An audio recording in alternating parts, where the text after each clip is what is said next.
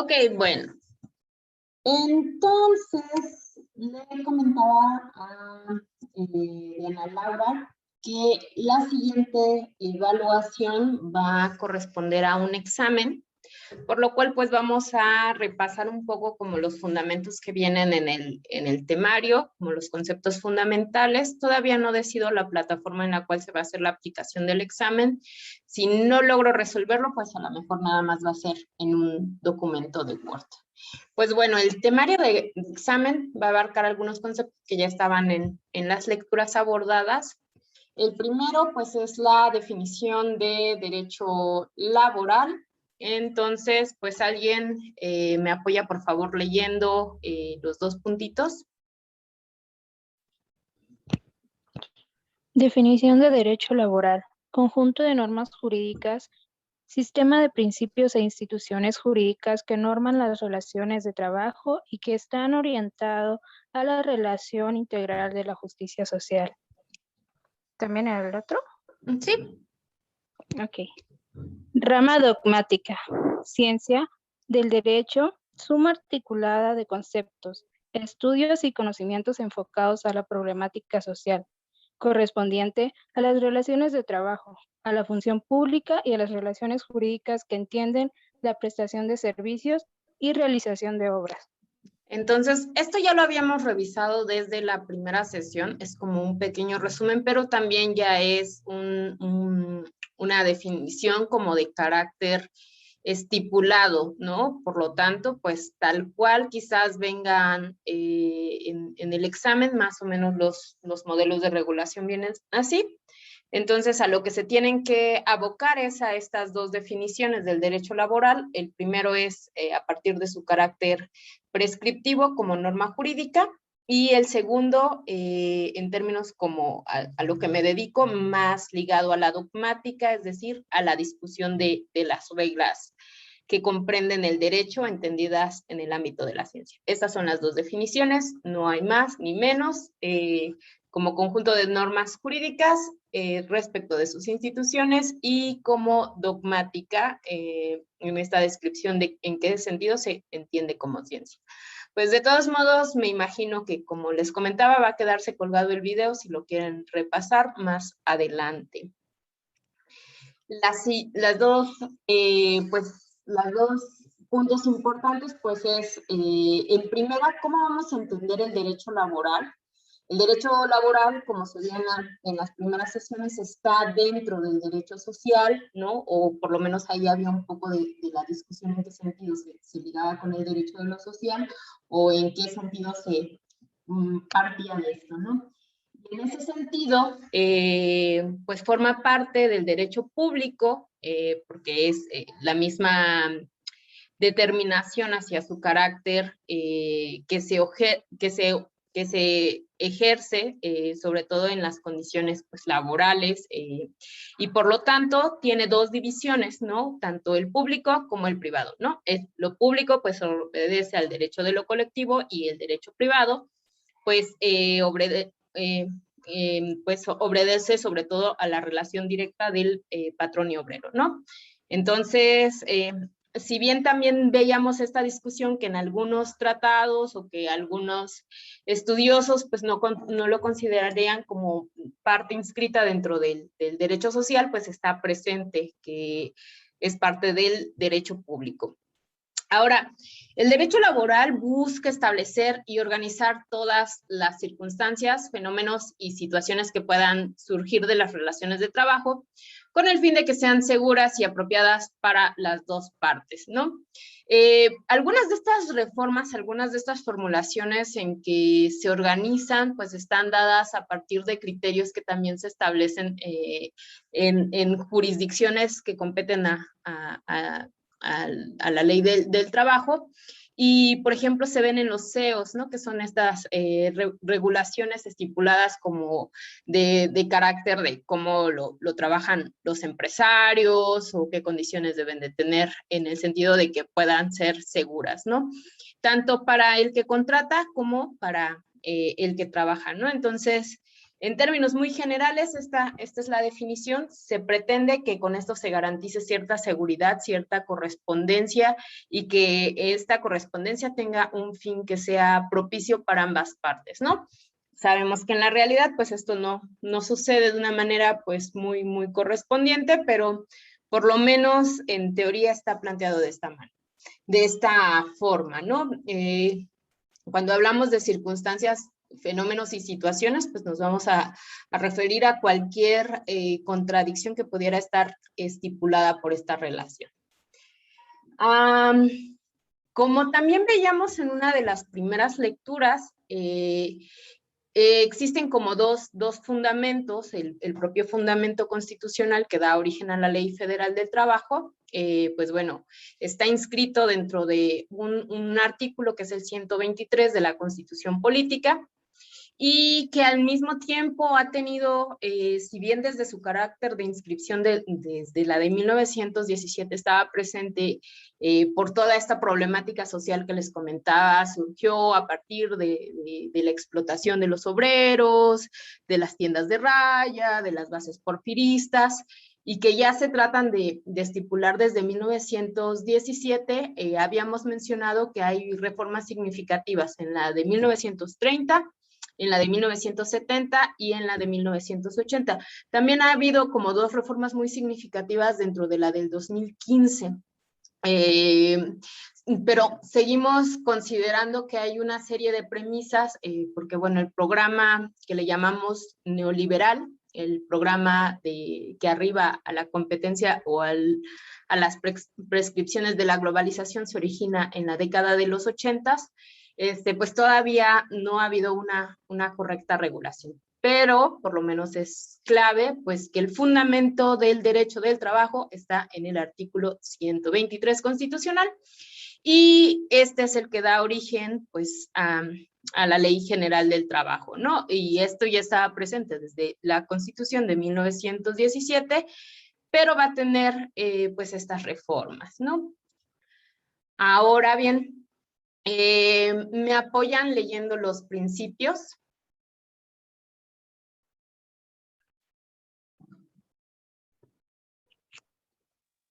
Ok. Principios. También se disponen que el trabajo es un derecho y un deber social, que no es artículo de comercio y por lo tanto exige respeto y dignidad de quien lo presenta y debe efectuarse en condiciones que aseguren la vida, la salud y un nivel económico decoroso para el trabajador y su familia. Esto es alimentos, vestido, educación, casa y en caso de enfermedad, atención médica y medicinas. Para ello, los legisladores federales establecen el monto de salario mínimo, cantidad que ellos determinan es la suficiente para satisfacer lo anteriormente mencionado. Cada 1 de enero se publica en el monto de salario mínimo. Hay una base interesante del salario mínimo, porque por muchos años se siguió teniendo el mismo salario mínimo, más o menos aumentaba unos centavos, unos cuantos pesos, por lo menos fue durante 3 décadas.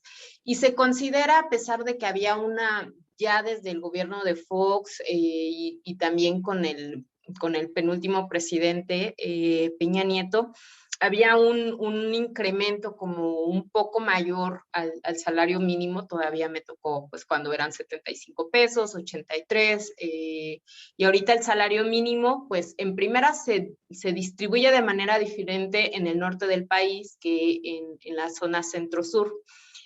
Pero bueno, si bien la discusión del trabajo, del salario mínimo, está como en términos ideológicos, considerada a partir de este principio, pues que es constitucional. La verdad es que tiene su fundamento más en las estrategias de competencia.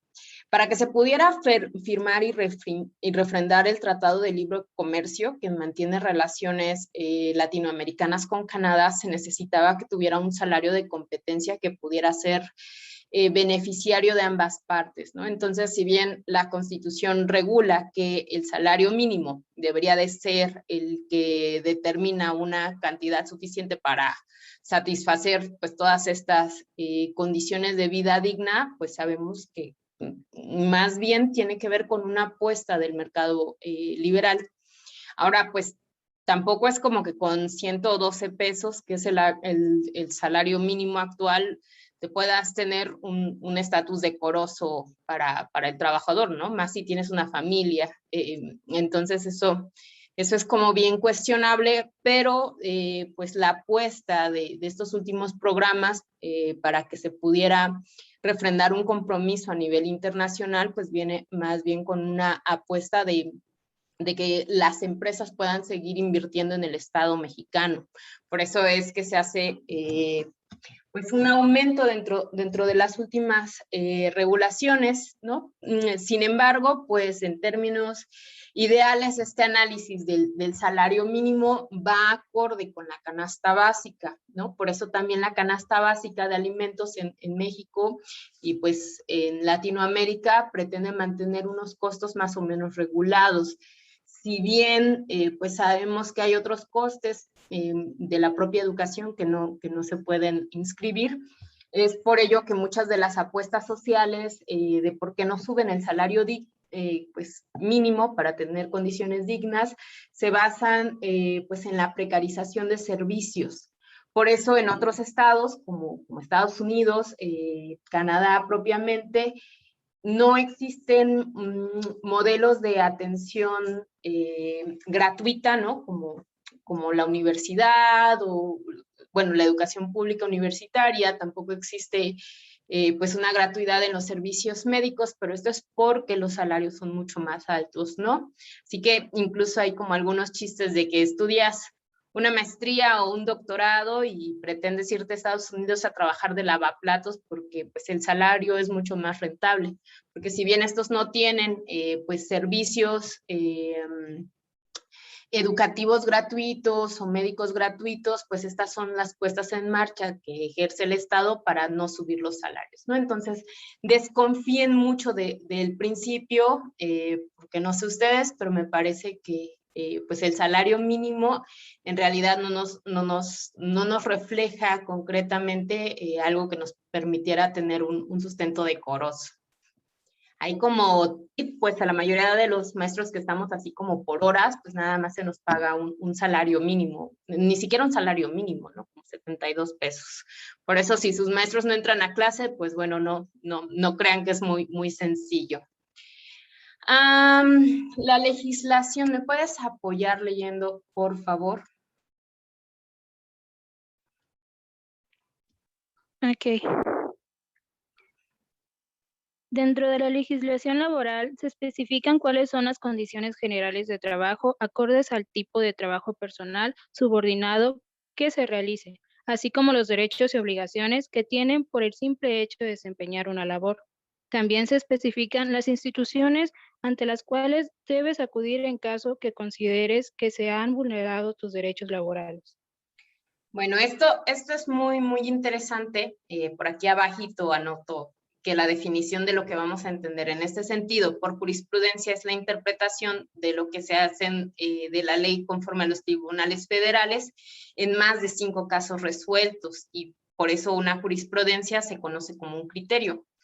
Algunas de las demandas laborales que se han llevado pues a amparos, si tienen todavía esta materia, a partir de 5 casos comunes que se demanda el mismo principio, se hace una resolución a nivel federal de competencia, ¿no? Entonces ya vemos pues muchos amparos que se han metido como en términos de derecho laboral y que generan nuevos criterios, ¿no? Por eso es importante que frente a cualquier atropello, como futuros abogados, futuras abogadas, tengan la capacidad de generar alguna demanda, porque estas pueden ser posteriormente parte y base fundamental de lo que son regulaciones, ¿no? Cuando se hace una resolución jurisprudencial, pues son 5 constantes fenómenos que se han llevado. Entonces, bueno, vemos que en la legislación laboral es muy complicado, como mencionaba, pues hay muchos efectos que no están bien regulados o bien estipulados, ¿no? Algunas de las demandas que se han vuelto muy famosas, pues son de trabajadores que van como contra empresas, ¿no? Incluso empresas como Facebook. Esto que les comenté en algún punto sobre la subcontratación de las outsourcing, nos demuestran de alguna manera que se utilizan esta maquinaria de producción a partir de no generar estos derechos laborales, ¿no? O sea, porque como competencia general, una persona que accede a un trabajo remunerado debería de tener IMSS o ISSSTE. Y sin embargo, pues casi nadie está inscrito a estos programas porque los propios empleadores no hacen la regulación de competencia y porque es caro, ¿no? Hacer esta regulación. Si bien ha habido como algunas puestas en marcha a partir de nuestra política que es de corte populista, de inscribir a los jóvenes construyendo el futuro y algo así, dándoles cierto patrocinio de cobertura a la salud, la verdad es que esto también, más allá de apoyar a los microempresarios, pues también hace que se cinan de sus derechos de darle una cobertura integral a los trabajadores por desempeñar cierta labor. Por otro lado, pues hay un montón de sentencias del juicio, de los juicios que no se llevan a proceso o no se resuelven, ¿no? En el caso mexicano, por ejemplo, a mí que me interesa el activismo con la neurodivergencia, que son el activismo sobre pacientes con condiciones psiquiátricas, pues sabemos que a diferencia de otros países no existen estas regulaciones, no existe esta competencia, ¿no? En otros países, si tú experimentas depresión, puedes dejar de asistir a tu trabajo, ¿no? Con un diagnóstico. Pero existe una serie de atropellos en nuestra regulación mexicana que no están presentes pues en el resto de regulaciones internacionales, lo que nos hace entender que todavía el proceso del derecho mexicano en términos de justicia laboral pues está en pañales. Y otra cosa es que también hay un atropello enorme a los derechos de competencia, porque se han puesto muchas políticas en marcha sobre la subcontratación. Uno de los análisis principales, pues que viene no sé si tengan en juicio o en mente a Carlos Marx, que es un autor más o menos famoso, o bastante famoso para entender esto del valor del trabajo explotado y de la explotación salarial, pues él dice que más o menos el trabajador, como no tiene medios de producción, como el trabajador no tiene, digamos, su propia maquila, su propia fábrica, su propia empresa de tecnología, pues lo único que puede hacer es vender su fuerza de trabajo, ¿no? Por ejemplo, yo no tengo una escuela, entonces lo único que yo puedo hacer es rentarle mi servicio como docente a una escuela que está consolidada. Entonces, este servicio, esta fuerza de trabajo que yo estoy poniendo para ejecutar una labor, pues es reemplazable y es desechable. Somos como partes de un engrane que es el sistema. Más o menos por ahí va. Pero justo la puesta en marcha de las políticas de este corte que aspira a la aldea global entran en una contradicción muy curiosa, porque si el mercado trata de frenar a todas las empresas, bueno, el mercado no se regula solo, ¿no? Pero si el Estado, si nuestros legisladores dijeran a Volkswagen, ¿no? O a, no sé, Toyota, o a la maquinaria de Nike o cualquier empresa, dale más derechos a tus trabajadores porque estás en el Estado mexicano, lo que haría esta empresa es abandonar el suelo de México e irse a un lugar donde tengan menos condiciones salariales, ¿no? Por eso es que encontramos mucha ropa en Shein, por eso es que encontramos mucha de las buenas marcas incluso que han sido manufacturadas en India o en China o pues en cualquier país que tenga menos condiciones laborales.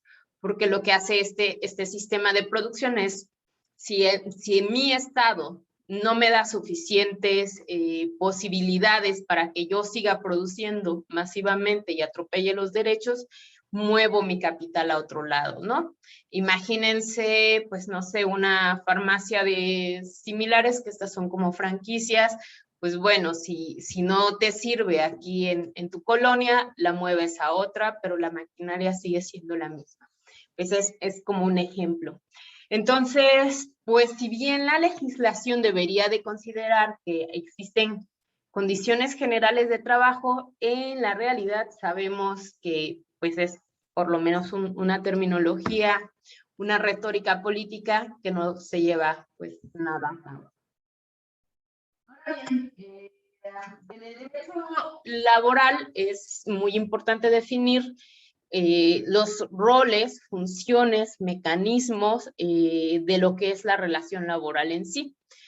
Pues esta relación determina en alguna medida la personalidad jurídica de los que participan, ¿no? Como ya habíamos hablado, hay siempre que surge el conflicto entre trabajador y patrón, pues si vamos a considerar que trabajador puede ser cualquiera, obrero o no obrero, siempre se necesita una tercera figura y ahí es donde actúan ustedes, que son los intermediarios que van a dar una lectura de las partes. Por lo tanto, cualquiera de ambas partes, ¿no? Incluso si tú eres un empleado que, no sé, descompuso una máquina, ¿no? O sea, también no digo como que, aunque siempre el principio es en beneficio hacia el trabajador, es posible también que tu patrón te pueda demandar cuando tú no has hecho una cobertura de servicios y estás demandando algún derecho o contrademandarlo. Aunque no existe la figura de la contrademanda, se puede argumentar que se te hizo un despido injustificado, pero pues tú llegabas tarde, no cumplías con tus horas, te salías antes de tiempo, etcétera, ¿no? O también un propio empleador, aunque sucede con menos frecuencia, puede ser el que te demande a ti como por alguna situación, ¿no? O por ejemplo, cuando un trabajador ha generado un costo mayor a su empleador, entonces puede ser sujeto de demanda. En ese sentido, para que se puedan revestir ambos puntos en el garante del punto de vista jurídico de titularidad de derechos, se les tiene que asignar tanto responsabilidades como obligaciones para asumir estos derechos, ¿no? Entonces, por eso digo, a veces no es muy procedente que quieras demandar a un patrón por un despido injustificado, si ellos pueden demostrar que tu despido estaba justificado, ¿no? Así que hay que tener mucho cuidado. Entonces, en síntesis, el punto importante aquí es que jurídicamente las personas de los derechos que tienen titularidad sobre estos se defienden a partir de derechos y obligaciones, y en términos laborales existen tres sujetos: el intermediador, que es esta figura de autoridad que van a ejercer ustedes como abogadas, el patrón y el trabajador. Bien. Ahora, las autoridades del trabajo en la legislación laboral mexicana.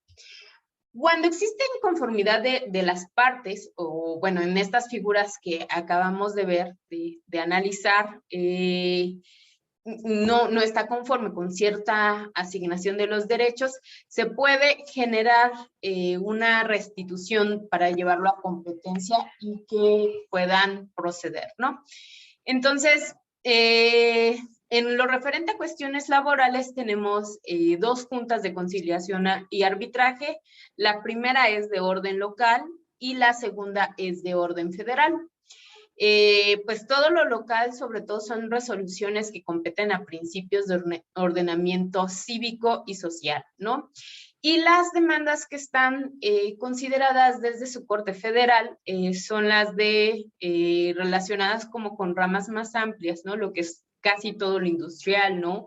Lo textil, eléctrico, cinematográfico, hule, azúcar, minería, metalurgia, etcétera, ¿no? Todo lo que es industrial, todo ello es algo que se tiene que llevar a la competencia de lo federal, ¿no? Es decir, pues aunque haya sido tu empleador inmediato, ¿no? Tu jefe inmediato de Telmex el que te despidió, no sé, ¿no? Eras la secretaria y te despidió, pues no sé, oficial o eras el oficial y te despidió la secretaria, algo así, esta demanda no se va a llevar frente a una junta local, sino a una junta federal, porque procede en este orden, pues algo de resolución en su competencia, ¿no? Entonces, todo lo que tiene que ver, toda la Junta de Conciliación y Arbitraje a nivel federal, pues está más destinada a la resolución industrial y también a todo lo que compete, pues sectores corporativos, como a gran escala, ¿no? No como corporativos pequeños, porque sí, si te despiden del CIMI, pues no puedes demandar al CIMI. También es eso de las desventajas, ¿no? De esta maquinaria capitalista. Pero, pues sí, en otros términos, sí podrías demandar por ser un empleado de una corporación más grande. Entonces, estas autoridades en el ámbito del trabajo y de servicios sociales están estipuladas en el artículo 523 de la Constitución y también conforme a la Ley del Trabajo se señalan estas 11 instancias. ¿Me ayudas a leerlas, por favor?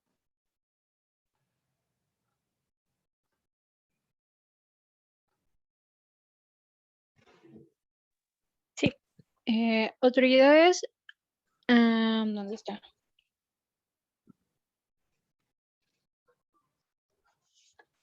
Sí, la Secretaría del Trabajo. Se me desconectó.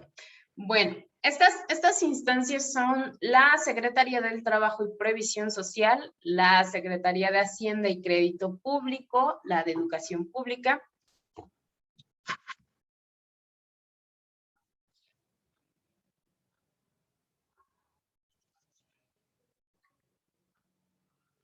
bueno, ya te estás volviendo a conectar. Perdón, Link, me sacó la señal de la reunión. Sí, ¿puedes leerla? Ok. Autoridades, ámbito de trabajo y servicios sociales. Conforme a la Ley Federal de Trabajo, en el artículo 523 de la Constitución, señala las siguientes instancias. Fracción primera, a la Secretaría de Trabajo y Previsión Social.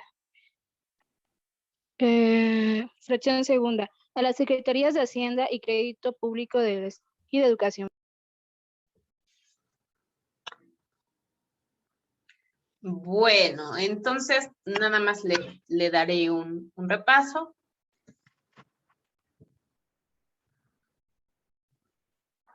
Ok, Diana, no te preocupes, lo termino de leer. A las autoridades de las entidades federativas. Sí, no te preocupes. Perdón, Lix. No te preocupes, está perfecto. Es que me está fallando el internet. A las autoridades de las entidades federativas y a sus direcciones o departamentos de trabajo, a la Procuraduría de la Defensa del Trabajo, al Servicio Nacional del Empleo, a la Inspección del Trabajo, a la Comisión Nacional de los Salarios Mínimos, a la Comisión Nacional para la Participación de los Trabajadores en las Utilidades de las Empresas, a la Junta Federal de Conciliación y Arbitraje y las juntas locales de conciliación y arbitraje y finalmente al jurado de responsabilidades. Bueno, como les decía, una de las importantes reformas que se llevaron en términos de la legislación está en la del 2015 y pues estas son las autoridades que se consideran de competencia en los ámbitos del trabajo y servicios sociales. Bueno, pues igual como a Diana le está fallando también muchísimo el internet, pues lo dejaríamos como con este pequeño mapa conceptual que igual, pues si quieren se los hago llegar. Y bueno, esto simplifica un poco. El derecho laboral regula las relaciones laborales entre patrones y trabajadores. El patrón es la persona que genera el empleo, el trabajador, la persona que realiza el trabajo. Se orienta a partir de derechos y obligaciones. Los derechos están dentro de los salarios. Los salarios incluyen también la prima dominical, las vacaciones, la prima vacacional, el aguinaldo y los servicios médicos. Y las obligaciones también se orientan hacia tipos de contrato, horarios y responsabilidades. Dentro de las relaciones colectivas, pues se estipulan lo que son los sindicatos, tipos y reglas de constitución y el derecho a huelga, aquí se fundamenta. Y bueno, como se había mencionado, la ley que lo fundamenta prioritariamente es el 123 constitucional, la Ley Federal del Trabajo, y existen en algunos lugares pues reglamentos interiores del trabajo, y las autoridades que lo regulan, pues las autoridades que lo regulan son la Secretaría del Trabajo y Previsión Social y la Junta Local o Federal de Conciliación, la Profedec, que ese más bien pues es un órgano interno. Y ya básicamente Diana Laura pues está haciendo como un pequeño resumen con este mapita que pues igual les puedo hacer llegar. Y cualquier cosa pues el video se va a quedar colgado en la red. Todos estos puntos son importantes porque, como comentaba al principio de la clase Diana, pues la idea es que todas estas definiciones, que son como muy grosso modo, puedan dar lo que va a venir y va a corresponder en el examen. Que sería la siguiente evaluación, la tercera evaluación sería un examen, precisamente como con ese conocimiento, muy a grosso modo, muy a manera de simplificación, muy a manera de definiciones que pueden encontrar como en cualquier parte. ¿Alguna duda, alguna pregunta hasta aquí? Ya básicamente con esto acabo esta presentación. En cuanto al examen, más o menos, ¿cuándo sería la fecha? Pues para como prepararnos. Pues no sé, me parece que vamos a ir o sea, tengo que entregar calificaciones para el 15 de diciembre y ya nada más quedan, pues, la del examen sería otra evaluación. Y bueno, en el caso de que no tenga suficientes evaluaciones, nada más haría 4, correspondiendo cada una al 25%. Pero en términos muy generales, más o menos se tiene que acomodar como para la siguiente semana o en unos 10 días. Todavía no estoy así como súper segura, pero sí como de 10 a 15 días quizás. ¿Algo más que quieran preguntar o comentar? De todos modos, este video se va a quedar como por ahí en la red para que lo puedan repasar. ¿Algún otro comentario?